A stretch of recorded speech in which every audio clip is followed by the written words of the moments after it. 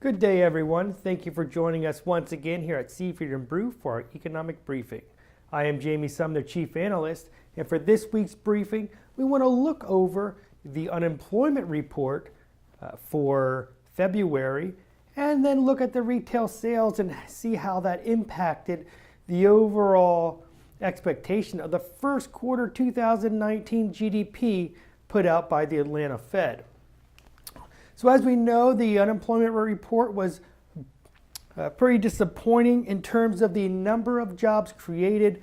We only created 20,000 jobs in February, and you can see going back in history, there's only one other time where we had a similar number, and that was all the way back in 2017, in mid-year 2017. We look at the types of jobs that were created and what caused the overall pullback.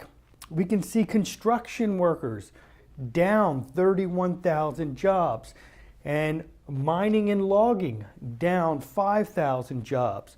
We come down here, we can see retail trade down 6,000 jobs, warehousing and transportation down 3,000 jobs. So we had a number of categories that we saw reductions in the jobs number. And then we look at the healthcare and social assistance number that continues to be relatively strong, adding 22,000 jobs in February.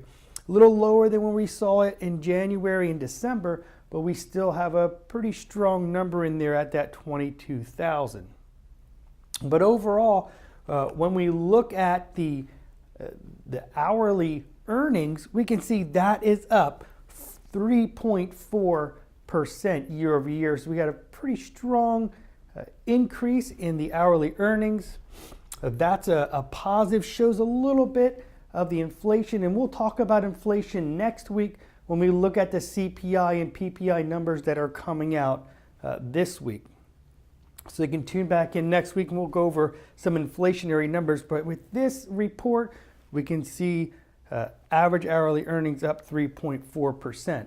Looking at the unemployment rate came down to 3.8%, with the U6 coming down to 7.3. So now the variance between the U3, that official unemployment rate, and the U6 at that 350 basis points is much closer to the historical mean. So we see that coming down into what we've seen in history. We look at the retail sales, pretty volatile. We were up 0.2% in January. That's a positive, especially coming after the down 1.2% in December. And lastly, GDPNow, looking at just 0.2% when we take everything into consideration for the first quarter 2019. We look forward to talking to you next week. Have a great week, everyone.